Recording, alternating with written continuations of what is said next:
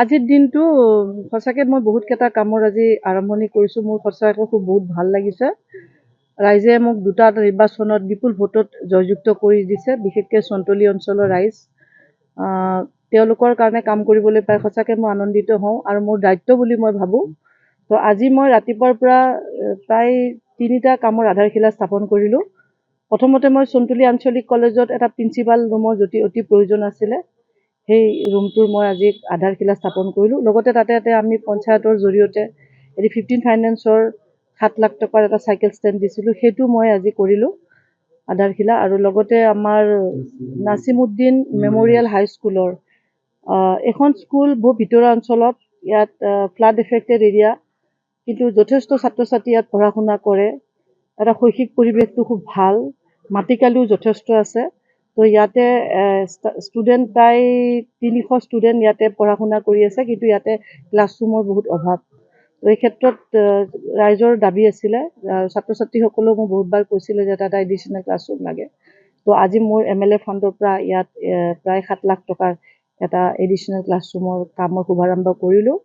তো ইয়াৰ বাহিৰে আজি এটা আমি মডেল অংগনবাদী, যিটো 25 লাখ টকাৰ হয়, সেই কামটো আমি নিম্বুত্তাৰী বুলি যিখন গাঁও আছে চন্তলি পঞ্চায়ত অন্তৰ্গত, সেইটো 25 লাখ টকাৰ হয়, সেইটো কামৰ আজি আমি শুভাৰম্ভ কৰিলোঁ। তো যথেষ্টখিনি ডেভেলপমেণ্টৰ কাম ইতিমধ্যে মই কৰিছিলোঁ, এইবাৰো মই হাতত লৈছোঁ আৰু ভৱিষ্যতৰ দিনতো আৰু বহুতখিনি কাম কৰিব লগা আছে।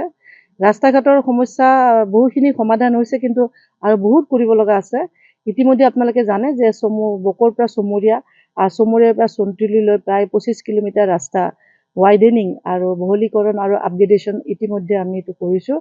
আৰু বাকী বহুতখিনি দলঙো কৰিছোঁ আৰু কৰিব লগা আছে। আশা কৰোঁ ৰাইজে এনেকৈ আশীৰ্বাদ দি থাকিব আৰু আমি কাম কৰি যাম। আৰু আমি মিডিয়াৰ জৰিয়তে আপোনালোকক অনুৰোধ জনাইছোঁ, আপোনালোকে কাম কাজবিলাক আমি যিখিনি কাম কৰোঁ সেইখিনিও দেখাব, আৰু কোনবিলাক কাম কৰিব লাগে আপোনালোকে সেইবিলাক আপোনালোকৰ মাধ্যমৰ জৰিয়তে আমাক উনুকিয়াই দিলে নিশ্চয় আমি এইবিলাক কৰাৰ কাৰণে ব্যৱস্থা কৰিম। আজিৰ দিনটো সঁচাকৈ মই বহুতকেইটা কামৰ আজি আৰম্ভণি কৰিছোঁ। মোৰ সঁচাকৈ বহুত ভাল লাগিছে। ৰাইজে মোক দুটা নিৰ্বাচনত বিপুল ভোটত জয়যুক্ত কৰি দিছে, বিশেষকৈ চন্তলি অঞ্চলৰ ৰাইজ। তেওঁলোকৰ কাৰণে কাম কৰিবলৈ পাই সঁচাকৈ মই আনন্দিত হওঁ আৰু মোৰ দায়িত্ব বুলি মই ভাবোঁ। তো আজি মই ৰাতিপুৱাৰ পৰা প্ৰায় 3টা কামৰ আধাৰশিলা স্থাপন কৰিলোঁ। প্ৰথমতে মই চন্তলি আঞ্চলিক কলেজত এটা প্ৰিন্সিপাল ৰুমৰ অতি প্ৰয়োজন আছিলে, সেই ৰুমটোৰ মই আজি আধাৰশিলা স্থাপন কৰিলোঁ। লগতে তাতে আমি পঞ্চায়তৰ জৰিয়তে এটি 15 ফাইনেন্সৰ 7 লাখ টকাৰ এটা চাইকেল ষ্টেণ্ড দিছিলোঁ, সেইটো মই আজি কৰিলোঁ আধাৰশিলা। আৰু লগতে আমাৰ নাছিমুদ্দিন মেম'ৰিয়েল হাইস্কুলৰ এখন স্কুল বহু ভিতৰুৱা অঞ্চলত, ইয়াত ফ্লাড এফেক্টেড এৰিয়া, কিন্তু যথেষ্ট ছাত্ৰ ছাত্ৰী ইয়াত পঢ়া শুনা কৰে। এটা শৈক্ষিক পৰিৱেশটো খুব ভাল, মাটিকালিও যথেষ্ট আছে। তো ইয়াতে ষ্টুডেণ্ট প্ৰায় 300 ষ্টুডেণ্ট ইয়াতে পঢ়া শুনা কৰি আছে, কিন্তু ইয়াতে ক্লাছৰুমৰ বহুত অভাৱ। তো এই ক্ষেত্ৰত ৰাইজৰ দাবী আছিলে, ছাত্ৰ ছাত্ৰীসকলেও মোক বহুতবাৰ কৈছিলে যে এটা এডিশ্যনেল ক্লাছৰুম লাগে। তো আজি মোৰ MLA ফাণ্ডৰ পৰা ইয়াত প্ৰায় 7 লাখ টকাৰ এটা এডিশ্যনেল ক্লাছৰুমৰ কামৰ শুভাৰম্ভ কৰিলোঁ। তো ইয়াৰ বাহিৰে আজি এটা আমি মডেল অংগনবাদী, যিটো 25 লাখ টকাৰ হয়, সেই কামটো আমি নিম্বুত্তাৰী বুলি যিখন গাঁও আছে চন্তলি পঞ্চায়ত অন্তৰ্গত, সেইটো 25 লাখ টকাৰ হয়, সেইটো কামৰ আজি আমি শুভাৰম্ভ কৰিলোঁ। তো যথেষ্টখিনি ডেভেলপমেণ্টৰ কাম ইতিমধ্যে মই কৰিছিলোঁ, এইবাৰো মই হাতত লৈছোঁ আৰু ভৱিষ্যতৰ দিনতো আৰু বহুতখিনি কাম কৰিব লগা আছে। ৰাস্তা ঘাটৰ সমস্যা বহুখিনি সমাধান হৈছে, কিন্তু আৰু বহুত কৰিব লগা আছে।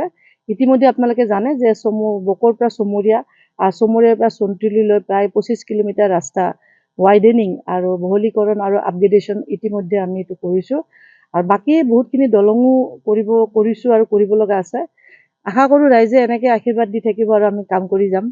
আৰু আমি মিডিয়াৰ জৰিয়তে আপোনালোকক অনুৰোধ জনাইছোঁ, আপোনালোকে কাম কাজবিলাক আমি যিখিনি কাম কৰোঁ সেইখিনিও দেখাব, আৰু কোনবিলাক কাম কৰিব লাগে আপোনালোকে সেইবিলাক আপোনালোকৰ মাধ্যমৰ জৰিয়তে আমাক উনুকিয়াই দিলে নিশ্চয় আমি এইবিলাক কৰাৰ কাৰণে ব্যৱস্থা কৰিম।